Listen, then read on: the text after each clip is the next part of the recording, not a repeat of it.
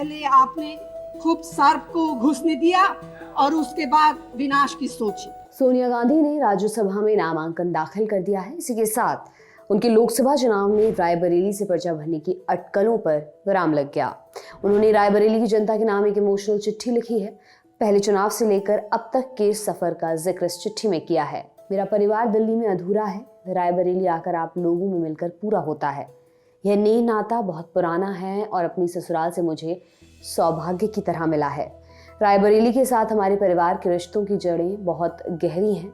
आज़ादी के बाद हुए पहले लोकसभा चुनाव में आपने मेरे ससुर फिरोज गांधी जी को यहाँ से जिताकर दिल्ली भेजा। उसके बाद मेरी सास इंदिरा गांधी जी को आपने अपना बना लिया। तब से अब तक की सिलसिला जिंदगी के उतार चढ़ाव और मुश्किल भरी राह पर प्यार और जोश के साथ आगे बढ़ता गया और इस पर हमारी आस्था मजबूत होती चली गई। इसी रोशन रास्ते पर आपने मुझे भी चलने की जगह दी। सास और जीवन साथी को हमेशा के लिए खोकर मैं आपके पास आई और आपने अपना आंचल मेरे लिए फैला दिया। पिछले 2 चुनावों में विषम परिस्थितियों में भी आप एक चट्टान की तरह मेरे साथ खड़े रहे। मैं ये कभी नहीं भूल सकती। ये कहते हुए मुझे गर्व है कि आज मैं जो कुछ भी हूँ आपकी बदौलत हूँ और मैंने इस भरोसे को निभाने की हरदम कोशिश की है। अब स्वास्थ्य और बढ़ती उम्र के चलते मैं अगला लोकसभा चुनाव नहीं लड़ूंगी। इस निर्णय के बाद मुझे आपकी सीधी सेवा का अवसर नहीं मिलेगा, लेकिन ये तय है कि मेरा मन प्राण हमेशा आपके पास रहेंगे। मुझे पता है कि आप भी हर मुश्किल में मुझे और मेरे परिवार को वैसे ही संभाल लेंगे जैसे अब तक संभालते हुए आए हैं। बड़ों को प्रणाम, छोटों को स्नेह, जल्द मिलने का वादा। सोनिया गांधी की इस चिट्ठी के साथ उन्होंने अब राज्यसभा में जाने को लेकर अपना दावा पेश कर दिया है। आपको बता दें, हाल ही में राज्यसभा में पूर्व प्रधानमंत्री मनमोहन सिंह की सीट खाली हुई है और कांग्रेस ने इसे भरने के लिए सोनिया गांधी को आगे किया है। सोनिया गांधी ने लोकसभा में काफी वक्त गुजारा है। इस दौरान उन्होंने कई लोकप्रिय भाषण भी दिए। उन्हीं में से एक भाषण हम आपके लिए लेकर आए हैं। ये भाषण अटल बिहारी वाजपेयी सरकार के खिलाफ नो कॉन्फिडेंस मोशन के दौरान का है। सरकार पर निशाना साधते हुए उन्होंने क्या कहा था, सुनिए। When we come to national security, sir, I would like to remind my friends here, especially the Home Minister, that not very long ago, ISI was believed to be behind every single incident of terrorism in our country.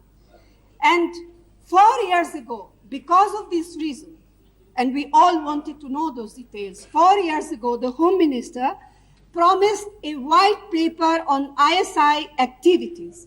But, Mr. Speaker, sir, I'm sorry to say that 4 years down the line, we have not seen that white paper. We would like to know where is such a paper, if at all it exists.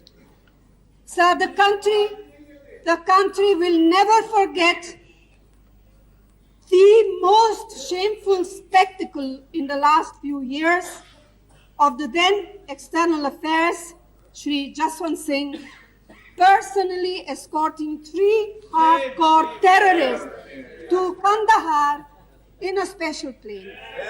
Now these terrorists were not in Sri Lanka or I don't know where or abroad. These terrorists were in India.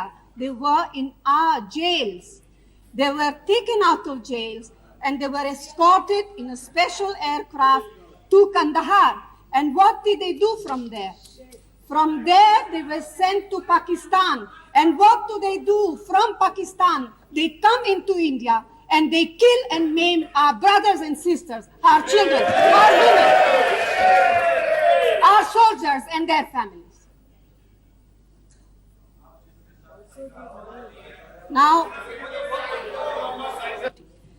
Now that the lesson of Kargil have not been learned is quite now visible and evident from the outrage which took place some time ago at Hilkaka in the forest of Surankot near Jammu.